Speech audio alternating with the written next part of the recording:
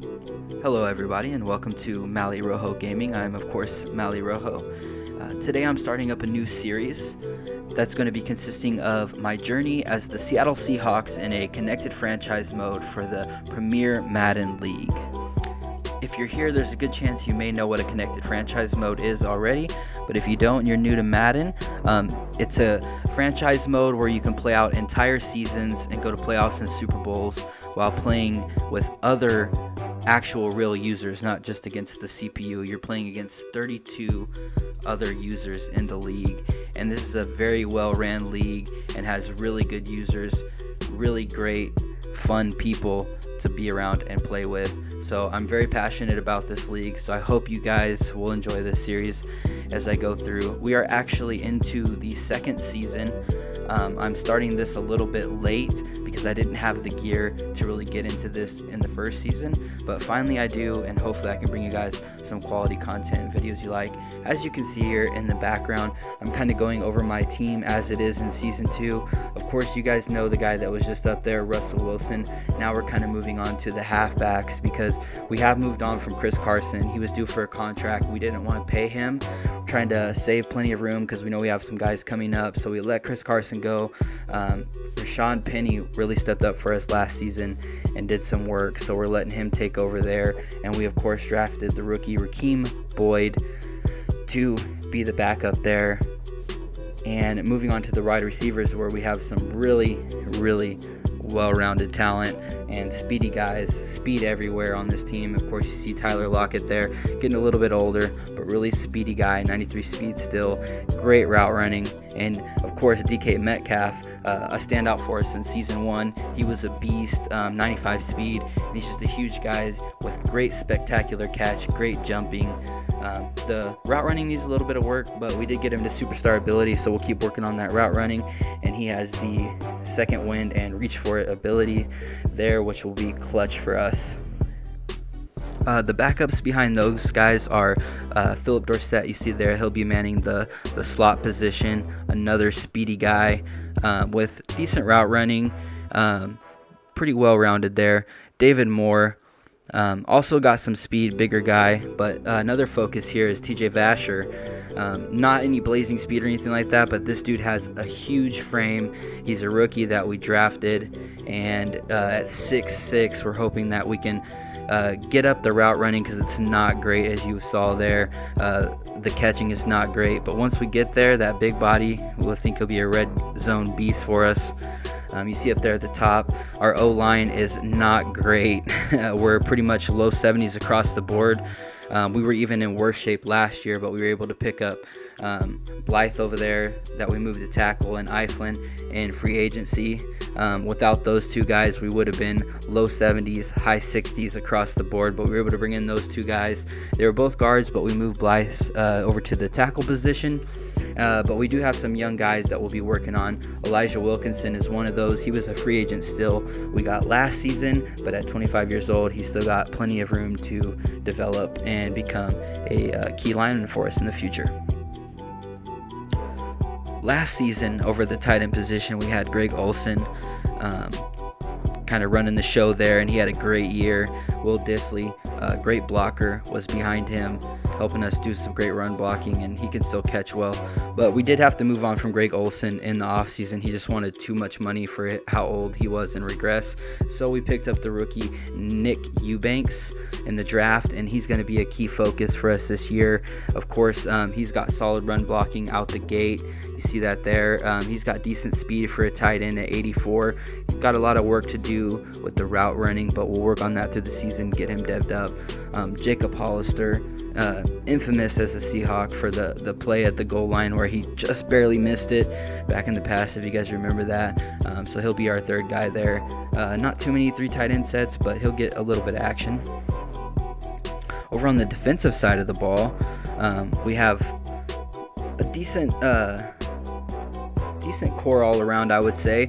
But of course, the standout here is Jamal Adams, 96 overall, great speed for a strong safety, 92, 96 hit power, 92 pursuit. He's a top tier guy. He even has, for a safety, 70 block shedding. That's great. So we can even put him sub linebacker on occasion if need be. He's got the reinforcement X-Factor ability, and then of course he has the Enforcer ability and flat zone knockout abilities, which will be clutch for our defense. That Enforcer ability really allows us to have a high level ability that lets us lay down that hit stick and cause some forced fumbles without too many repercussions. And Bobby Wagner, another X factor on the defense, will be another staple. He also has really good hit power like Jamal Adams and can cause some forced fumbles. We saw that last season. I wish I could have brought you guys that content, but unfortunately we weren't able to get going until the second season. But also look at that zone coverage, 84 zone coverage for a linebacker. That's superb. I mean, a lot of times you won't even get DBs with that type of zone coverage, so that's great to have from your middle linebacker. And of course we have the X factor ability, a momentum shift. He has strip specialists, so he can knock the ball out and strip without any penalties there, and the tackle supreme, so he's a great tackler, so those abilities will be clutch for us as well. Two key staples of our defense last year, and they really caused a lot of turnovers for us last season, especially with fumbles and things like that. Our other linebacker core is not the greatest, but really athletic guys. We have Shaquem Griffin there, and he's of course has the very high 91 speed, so he'll be super clutch for us. He does have some decent finesse moves, but the block shedding really needs work, as you can see there at 67.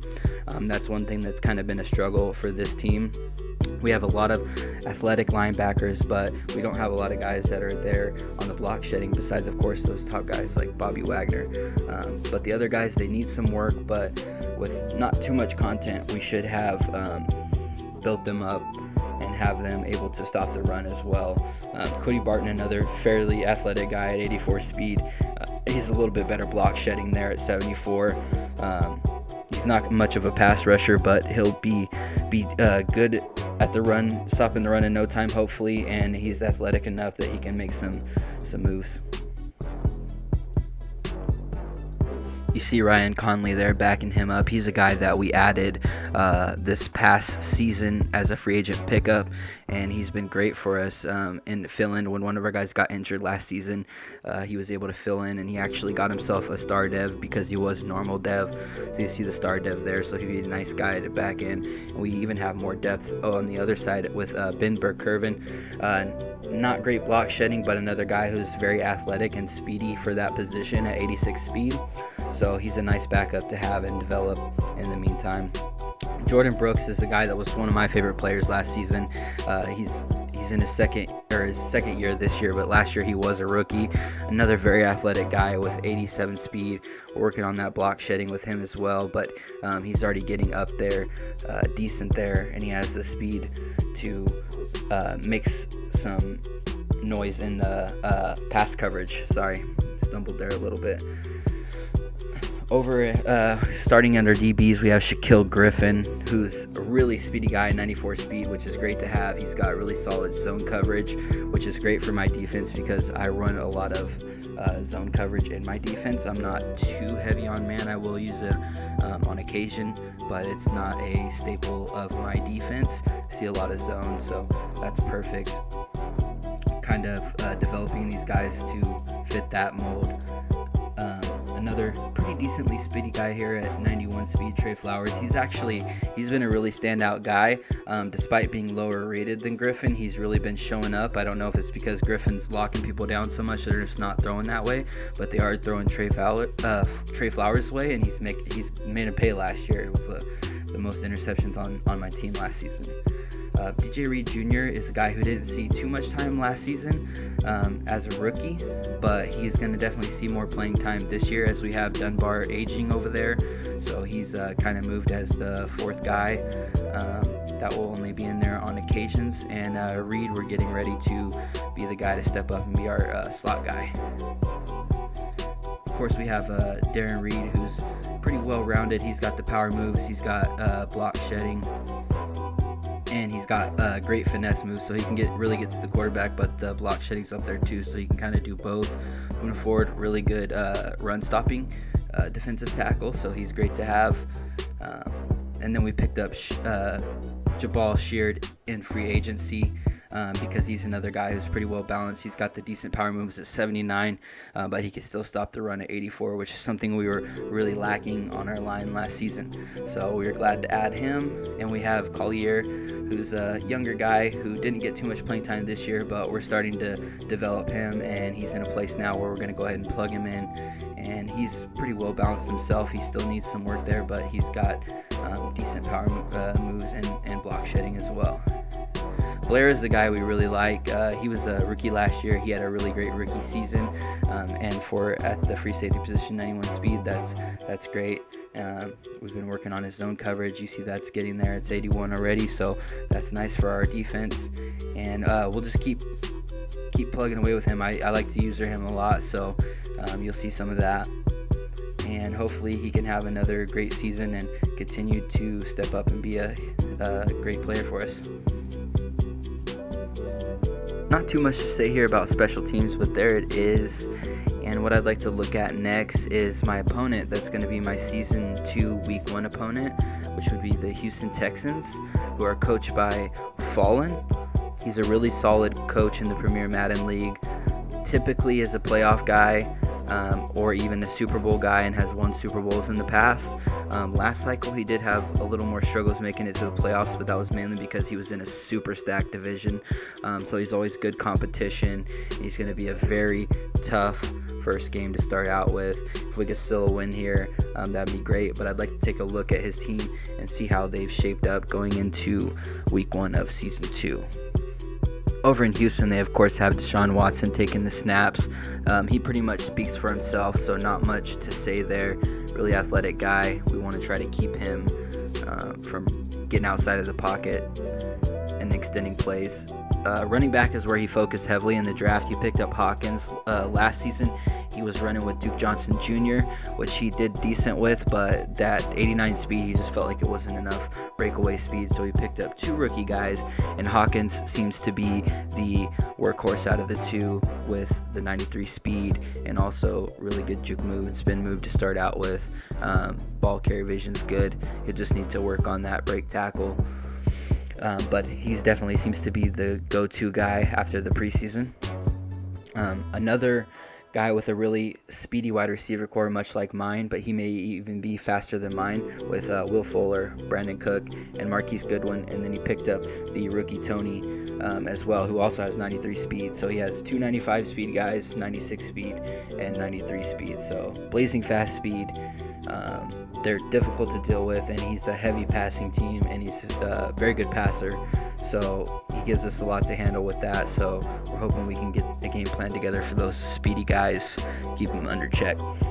Jared Cook was a free agent pickup for him. He didn't have really any standout guys as tight end on the Texans, so he picked him up hoping to have someone break out there. O-line, pretty decent. Won't get into them too much. He's pretty much 70s across the board, but he does have a couple guys on each end who are pretty solid guys. Zach Fulton here, not very good of a run blocker, but he does have good pass blocking ability. But he does have those two outside tackles that are pretty decent, especially for this Madden. It seems like a lot of O-lines are trash, so having these higher 70 guys pretty much across the board is pretty solid actually.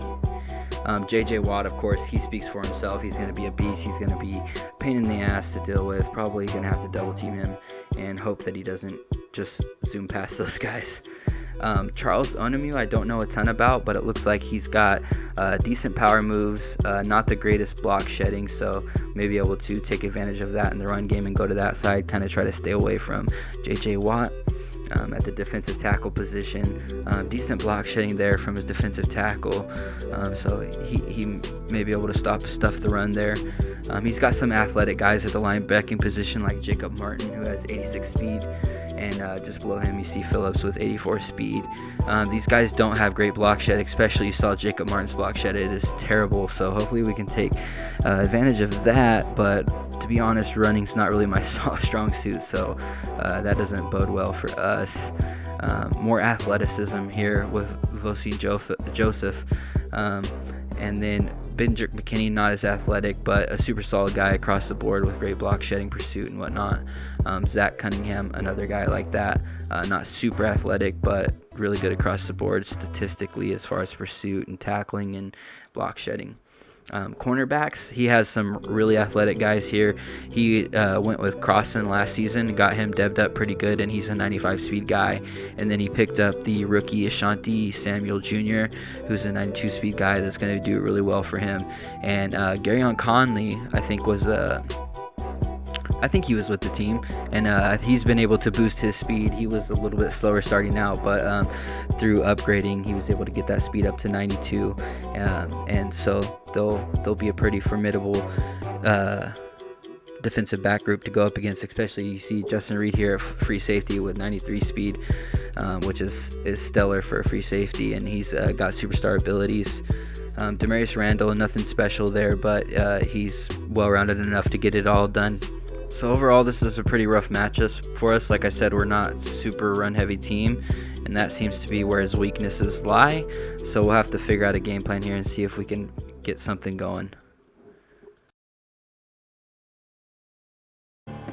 So now we are here finally at the game. Season 2, Week 1, Seattle Seahawks versus the Houston Texans. Coach Mally Rojo versus Fallen, and we are going to kick the ball off first and put the ball in the hands of this electric offense. Ideally, we don't want to let this offense get in a groove. If it becomes a shootout, it's not going to bode well for us. So we want to force turnovers, control the clock, not give them too many opportunities on offense. And that is a terrible way to start that out because you're going to get great field position on the bad register.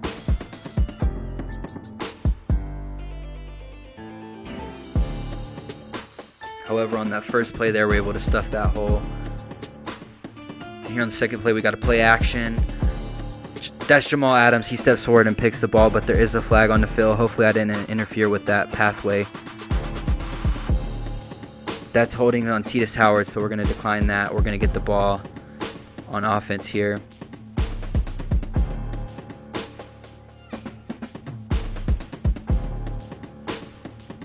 Start this drive out, we're going to see if we can get Rashawn Penny going, and we don't get much there. He does fall forward for a couple yards, so that helps. And we're going to come out in a heavy set here, so hopefully they'll bite on the run and bring those guys forward, and hopefully we can get someone deep. If not, we'll take what we can get underneath. Not much there, so we'll just take Disley underneath, and that's actually going to be a loss and an injury there that doesn't help us, especially at the O-line position. We really need to convert here on this third down because it doesn't help us to cause those turnovers and not capitalize on them, especially against this offense. And he's short, it's inches. He didn't fall forward. He was able to push him back. I'm going to go for this. We want to make the most of this turnover. And there we go. Penny gets a gaping hole right there. They close in on it fast, but we get the yards we need for the first down. And luckily our lineman that got injured there, it's not a long-term thing. We can throw him back in, and he's good to go. Hopefully we don't see any re-injury there. We'll see how the defense lines up here. It looks like the right side of that field is open, so I'm going to go ahead and try this jet sweep.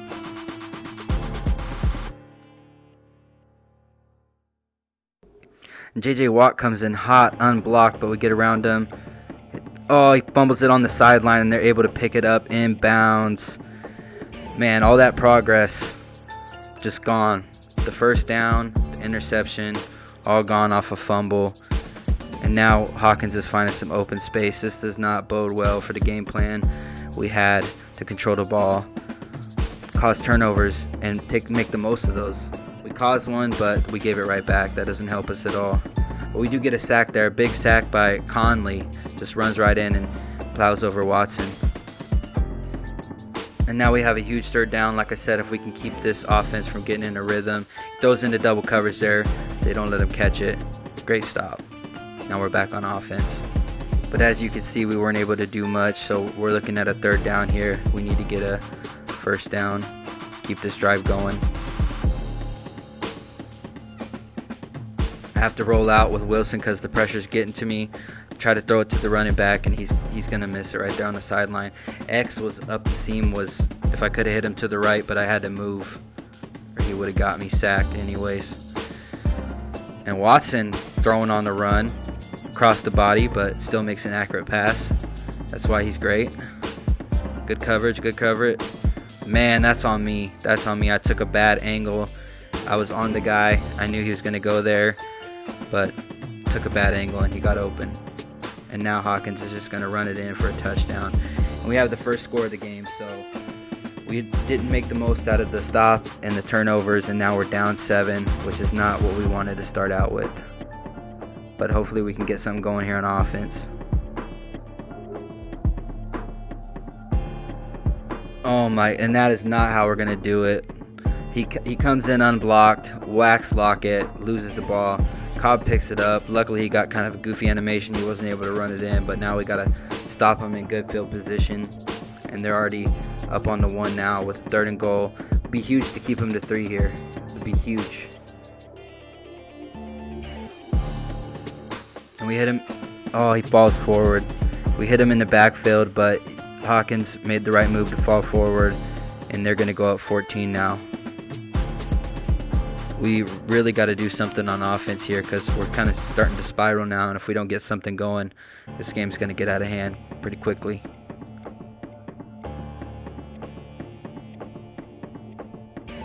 Pretty well locked up, so we're going to take the underneath here.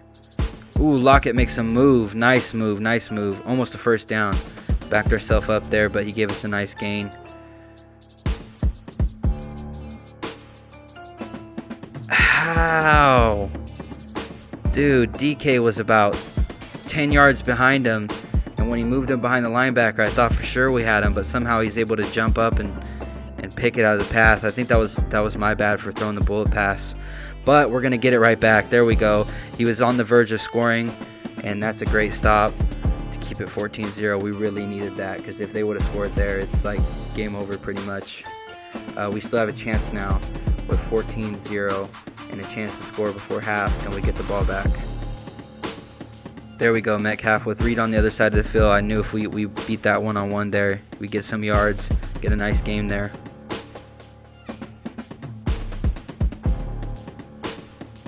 To give Penny some space, so we're going to drop it off to him. He lays down the shoulder, falls forward a few yards, gives us first down. Great drive, great drive. We need to keep this going. Gonna run the option here, see if they bite on it. And Watt runs straight for the running back. We're going to take it out with Wilson. He's able to get out of bounds. Stay by the sideline in case he fumbles.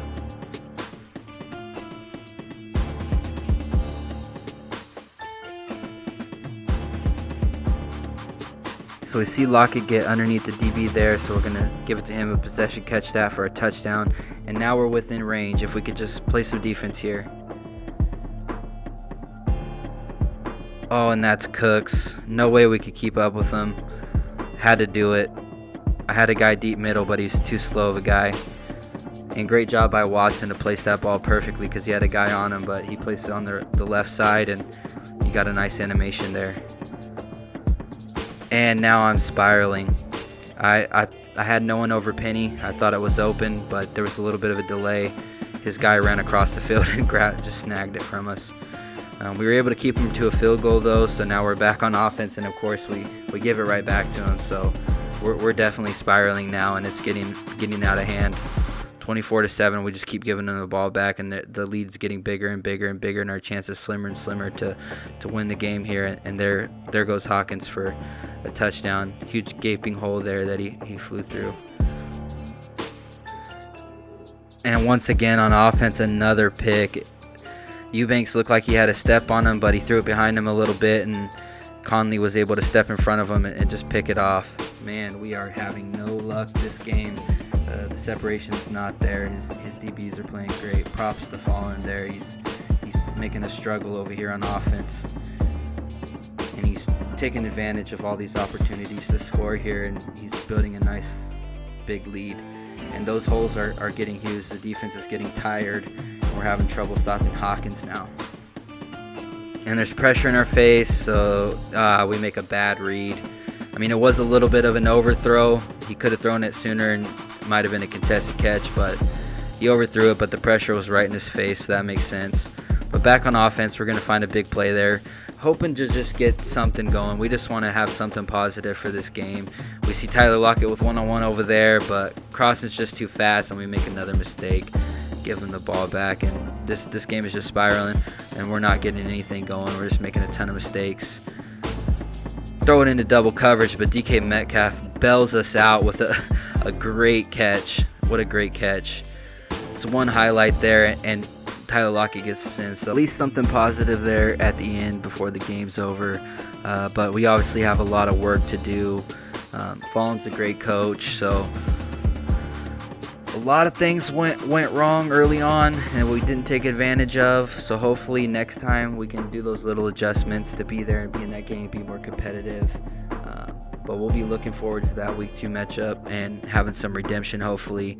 And until then, we'll see you all, and thanks for riding along with this journey for Season 2, Week 1 of the Seahawks Connected Franchise Mode in the Premier Madden League. Y'all have a good night.